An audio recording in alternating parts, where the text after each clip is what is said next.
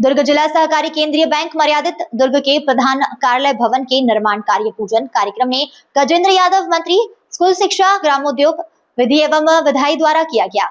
कार्यक्रम की अध्यक्षता प्रीतपाल बेन चंदल अध्यक्ष जिला सहकारी केंद्रीय बैंक। कार्यक्रम में श्रीमती अलका भगमार महापौर नगर पालिका निगम दुर्ग माननीय श्री सुरेंद्र कौशिक। स्वागत उद्बोधन में SK वर्मा मुख्य कार्यपालन अधिकारी द्वारा कहा गया कि 11 महीने में 2.77 करोड़ की लागत से 3 मंजिला भव्य भवन शीघ्र निर्मित होगा। अध्यक्ष प्रीतपाल बेलचंदन ने अपने उद्बोधन में कहा कि सहकारिता किसानों को बेहतर सुविधा प्रदान करने के लिए है और इसी क्रम में बैंक मुख्यालय के नवीन भवन का निर्माण कार्य प्रारंभ पूजन अत्यंत हर्ष का विषय है। उन्होंने अत्यंत कम समय में मंत्री जी द्वारा बैंक आगमन के लिए समय देने पर धन्यवाद ज्ञापित किया। मंत्री गजेंद्र यादव ने अपने आशीर्वचन में कहा कि रामनवमी के शुभ अवसर पर आज सहकारी बैंक दुर्ग के मुख्यालय भवन का निर्माण कार्य प्रारंभ पूजन अवसर पर बैंक के पदाधिकारियों अधिकारियों एवं किसानों को शुभकामनाएं दी गई।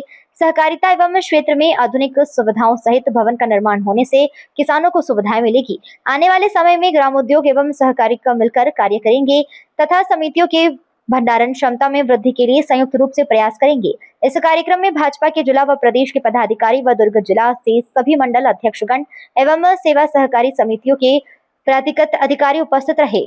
जिला सहकारी बैंक केंद्रीय मर्यादित बैंक का आज नवीन भवन का भूमि पूजन हुआ है, प्रक्रिया पे थी और आज रामनवमी के शुभ अवसर पे बलराम भगवान को आशीर्वाद लेते हैं उनसे आज नवीन भवन का दुर्ग जिले के और दुर्ग शहर के विधायक और छत्तीसगढ़ शासन के कैबिनेट मंत्री माननीय गजेंद्र यादव जी और बैंक के सम्मानीय अध्यक्ष बड़े प्रीतपाल बेलचंदन लोगों ने आज भूमि पूजन किया है और 115 वर्ष हो गए बैंक के।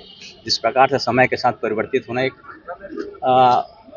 बहुत ही भव्य रूप से ऑफिस का निर्माण होगा केंद्रीय सरकार डोंडी से लेकर नवागढ़ तक यहाँ के लोग यहाँ पे उसका फायदा उठाएंगे, लाभ उठाएंगे। बैंक पे आकर कितने की राशि स्वीकृत हुई है और कब तक ये भवन बनेगा? लगभग 2 करोड़ का राशि स्वीकृत हुआ है और 11 महीने का PWD ने कहा है, हो सकता है पूर्व भी बन जाए।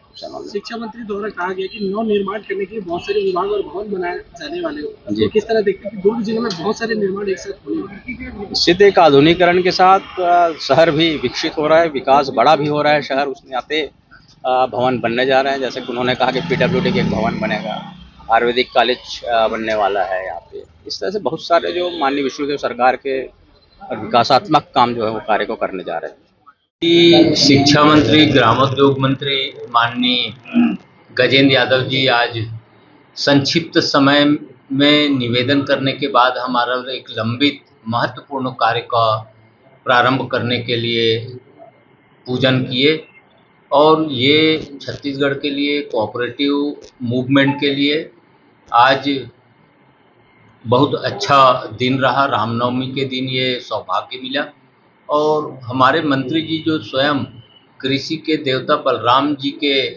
वंशज से आते हैं, इसलिए भी और उनके लिए ये दुगुना खुशी का अवसर है। और चूंकि आज अल्प कार्यक्रम में पूरे प्रदेश के कोऑपरेटिव मूवमेंट में क्या होना चाहिए उसकी चर्चा हो चुकी है और मंत्री जी का हमारा कॉन्सेप्ट बहुत क्लियर है ग्रामोद्योग और सहकारिता के मामले में और इसके लिए हम बैठक उठक करेंगे। रीपा का भी बात उसने किया, तमाम जो वेस्टेज मनी किए हैं 5 साल में इस प्रदेश के तिजोरी को नुकसान पहुंचाए हैं, इसको उन्होंने बोला कि हमने ही बनाया है, हम ही सुधारेंगे। तो ये बहुत अच्छा वाक्य भी है और हमारे नेता लोग इस मामले में बिल्कुल क्लियर कॉन्सेप्ट है। तो दुर्ग कोऑपरेटिव बैंक या सहकारिता का बार बार अपमान करने वालों को अब नए वर्ष में नेस्तनाबूद करेंगे, उनका काला चिट्ठा खोलेंगे जिन्होंने सहकारिता के संस्कारित मर्यादित शब्दों को किडनैप करके उलझुल काम किए और हम तमाम मर्यादाओं पर रहकर उन लोगों को आज भी चुनौती देते हैं। मंत्री जी कह रहा था जो घोषणा की है, कितने से नया भवन बनेगा, कहाँ बनेगा, कब तक उसको खोलेंगे? देखिए, प्रदेश में सबसे ज़्यादा गोडाउन बनने वाली जिला कोई दुर्ग जिला है। हमारा आज बैंक नया परिसर नया आकार लेगा और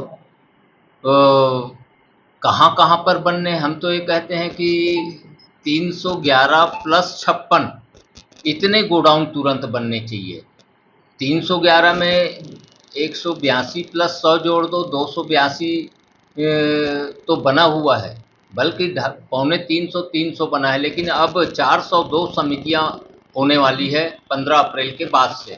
उसमें भी मंडी बोर्ड के पैसे से या विधि विभाग के मंत्री से ही हमने आज बात किया, जहां पर नए भवन बनने हैं उसके लिए एक चिट्ठी लिखी है भूमि के आवंटन के लिए। तो ये तमाम विषय आ चुका है। हम तो हर 300 एकड़ जहां पर रकबा है वहां एक गोडाउन बने, 150 मीट्रिक टन 200 मीट्रिक टन का ये चाहते हैं। नागरिक सहकारी बैंक की नई बिल्डिंग के लिए घोषणा की गई है। नहीं, नागरिक सहकारी बैंक नहीं, जिला सहकारी केंद्रीय बैंक।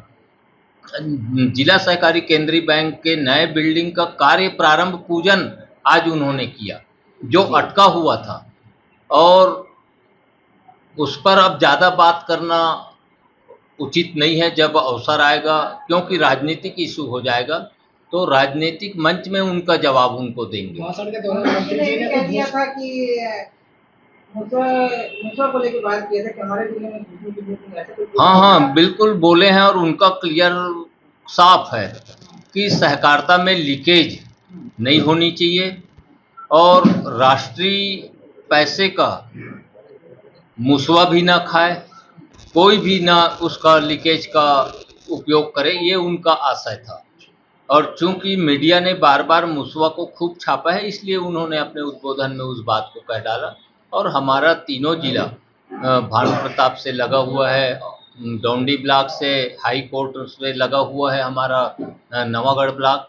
तो ये तमाम हम लोग बहुत सावधानी पूर्वक संरचना कर चुके हैं, और आज बोर्ड के बैठक में हम तमाम जिले के एग्रीकल्चर उप संचालक, नाबार्ड के अधिकारी, तमाम लोग रहे। हम लोग यहाँ पर किसानों को त्वरित ऋण कैसे उपलब्ध हो, और अन्य बैंकों के तुलना में